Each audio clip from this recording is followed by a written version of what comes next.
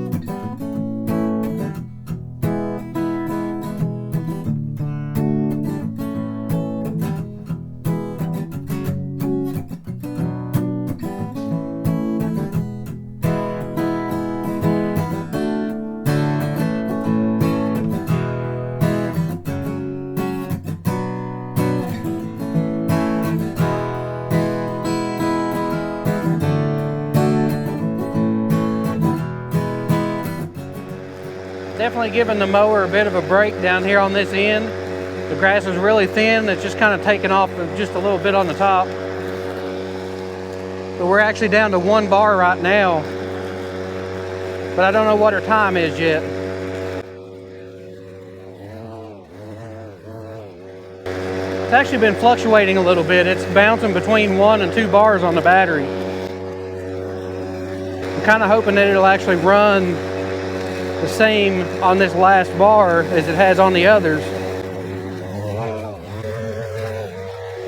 I've noticed though it seems to be less aggressive on going into the high power mode. So it doesn't go up into the high power nearly as quick once the battery starts getting low.